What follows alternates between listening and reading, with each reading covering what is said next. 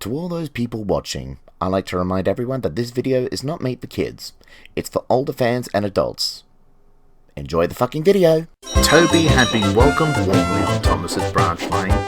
He chuffed through the village, cheerfully ringing his bell as he passed. The villagers were quite taken with their little tram engine, much to Thomas's annoyance. One evening, Toby and Henrietta were bringing the workmen home from the quarry. The trucks loaded with stone rattled behind them. They were just crossing the road when they heard an awful screech. Toby stopped with the trucks blocking the road. The driver and guard inspected the train. One of the trucks' brakes slipped on Toby, the driver explained. It must have been loose. Won't take long to fix. As Toby waited, he spotted something up the road. The constable who had given Thomas trouble came speeding towards him on a bicycle.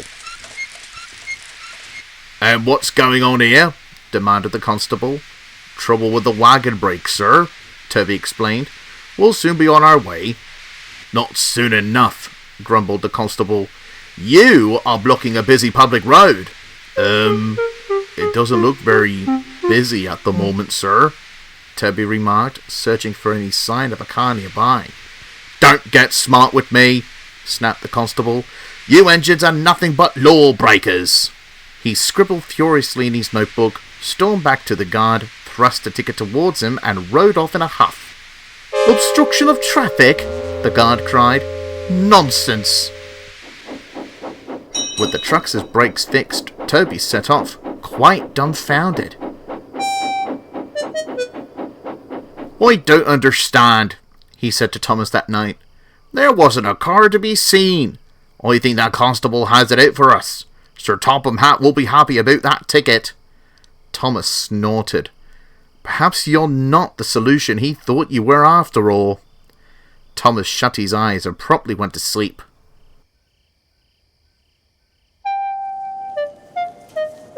"Outrageous!" said Topham Hatt shouted next morning as he furiously hung up the telephone. He leaned back in his chair and sighed heavily.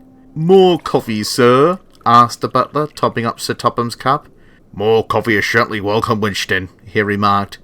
"These policemen are more trouble than they're worth." He sipped his coffee, pondering what to do. Later that day, Toby came down the farm lane with some trucks.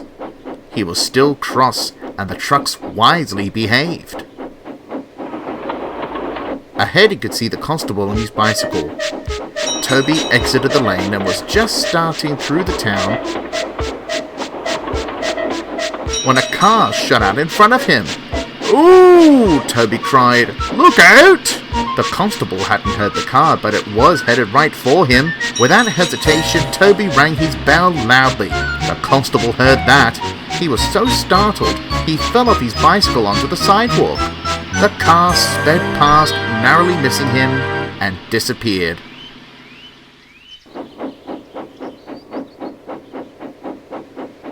"Are you alright, sir?" Toby asked. "Just what do you think you're playing at?" demanded the constable, rubbing his back. "Put the car— Stow it!" barked the constable. "I'll be reporting you for this. Mark my words." Before Toby could reply, Bertie Butts roared up. "Toby, are you alright? That car didn't hit you, did it?" "No, Bertie, I'm just fine." "Thank goodness. He gave my passengers a good fright. Quick thinking on your part." "What's this?" demanded the constable. "You're in cahoots with this engine?" The driver and passenger stormed out of Bertie and marched up to the constable. "Look here," fumed the driver. "Toby's a hero. If it weren't for him, well, you'd be in a sorry state, let me tell you. Now will you stop pestering Toby and try catching the real criminal?" he finished, pointing down the road. The passengers, continuing to scowl at the constable, mumbled in agreement. He stammered. "I couldn't have put it better myself." Everyone turned to see Sir Topham Hatt and the Chief of Police. "First," Sir Topham Hatt began, "you disrupted the work of my engines. Now you pin the blame of someone else's actions on them. I must say, Constable, your actions don't leave me with much faith in the police." "I assure you, Sir Topham," grumbled the Chief, "we'll ensure this never happens again." He motioned angrily for the constable to follow him. "Sorry," he stammered, before silently walking after the chief. That night, Toby backed into the sheds to find Thomas smiling. "Well done, Toby," he chuckled. "Oh, nothing to it," Toby said modestly. "You've got to look out for the people on your line, no matter their behaviour." "Not that," Thomas replied. "I mean the constable. You should have seen how he jumped when you rang your bell." "Not so tough after all, I suppose." Toby smiled. It certainly hadn't been for a laugh, but he couldn't help feeling that by saving the constable, he made a friend in Thomas.